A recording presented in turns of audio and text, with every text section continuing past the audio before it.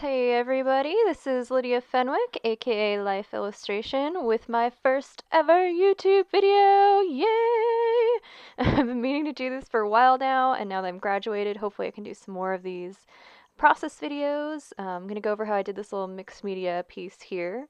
But first, I'm going to go over some of the supplies I used, because I'm sure I'll get the questions.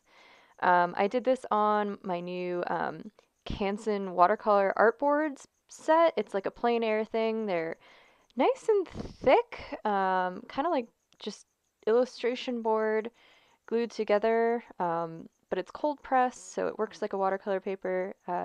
Pretty nice for random little projects like these. Of course, I have my watercolor palette here, just something I got off Blick. Panic at the Disco. I'm not obsessed at all. And I can go over colors later, but basically this is my setup. Yellows, reds, blues, greens, kind of going warm to cool. And then I use these Fine Tech pearl colors that I was lucky enough to win. And the Fine Tech gold colors, they're like liquid water, mica watercolors. They're great. They're just great. And of course, I use a ton of microns, different colors, a few different sizes. Have a whole bag of them. They're great, just great. And use those for, the colored ones kind of are nice with watercolor, so it's not always just a big plain black line, like this one's brown. 0.5, pretty nice. You'll see me use those. This is my baby. This is my Pentel pocket brush pen, and oh my gosh, if you need a brush pen, get that one. It's great. And then for my watercolor brushes, I use, eraser, okay. Okay. I thought I was going to talk about watercolor brushes, but no, I'm moving on to pencils. So this is just a drafting pencil I got recently, and it's really cool. It's expensive, but it's weighted down in the front, so it's just nice. Here's my brush. I've been using squirrel hair, this Da Vinci squirrel hair brush, and that is an awesome brush.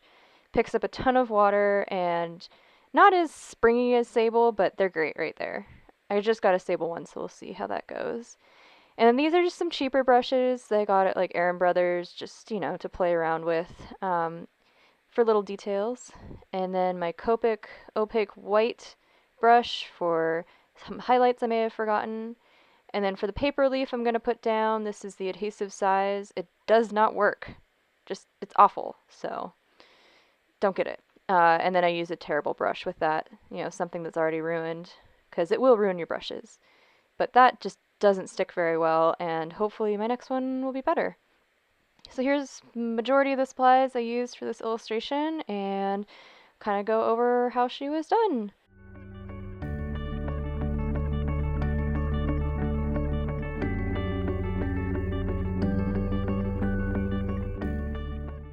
So here I'm starting to ink my drawing. I've already transferred it with an F pencil.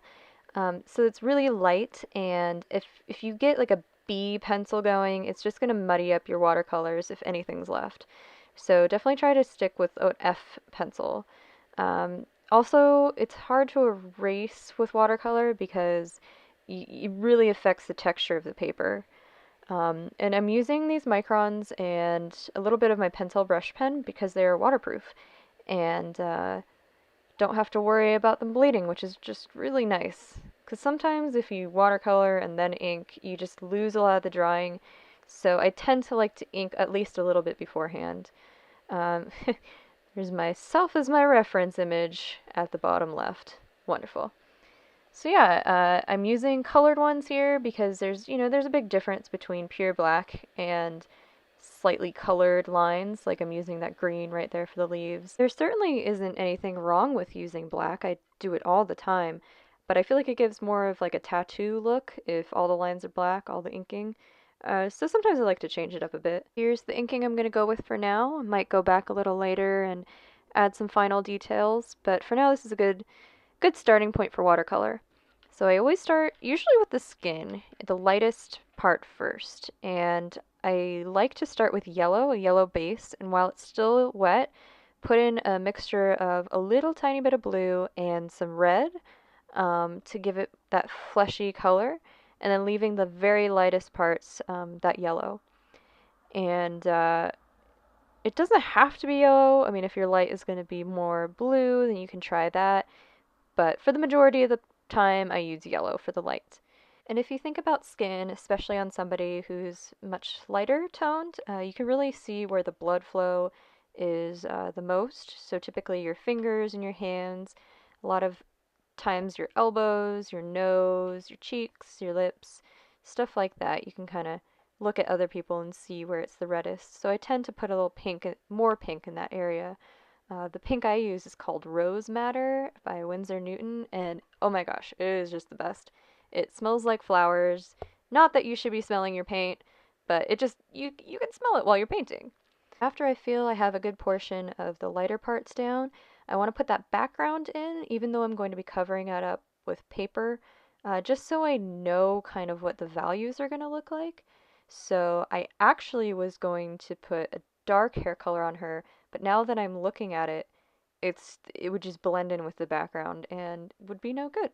So I decided to go with some lighter pastel colors, kind of like sheer rainbowy, reflecting off of white hair. I don't really know, but I was having a lot of fun with it, so that's what I went with. Experimenting is always great, guys. Do more of it. I probably shouldn't have put in the dark background just yet because I am working light still and it could bleed, but as long as you're really careful with your edges and, having that ink outline kind of helps make a barrier, you should be okay. And it kind of helps realize, oh yeah, I can go darker in my shadows and darker in the skin color. Next, I start to add in some of those gold details with the Fine Tech, and that stuff is a really nice alternative if you don't have gold leaf. And even if you do have gold leaf, it's good for small areas because gold leaf can be kind of hard to work with, kind of time consuming. Sometimes it doesn't work as well as you want it to, at least in my experience.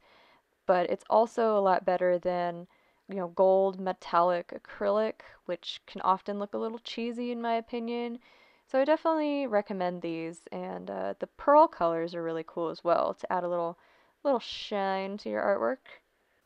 So now it's really just about adding some more red where I feel it needs more life in the skin, adding some more shadows for contrast, and little intricate work with the gold. I do a lot of things off camera. Unfortunately, my camera died, but I just really wanted to go ahead anyway. But it's not too big of a deal. I just cut out the paper, which I got from Daiso, which is a $1.50 Japanese store. Oh my gosh, love that place. But cutting that out was kind of a pain, and I'm glad I didn't film it because I was struggling. But I got it done, and I glued it on with that adhesive I was talking about earlier, and added some fine gold details around the edges. And the end product is pretty interesting. I like how it turned out. What do you guys think? It really shines and adds some extra dimension to that artwork. So I really liked this process. It was definitely an experiment, but I had a lot of fun with it, and maybe I'll be doing some limited edition prints. Definitely let you guys know if I figure out how to put that metallic on a print. I'm sure I'll have the original for sale on my store envy, which I'll put a link in the bio as well. And thank you so much for viewing my first YouTube video, guys. I would love if you could subscribe, help me keep going, and of course, follow me on my social media. I post a lot of updates, and just can't thank you guys enough for all your support. See you soon.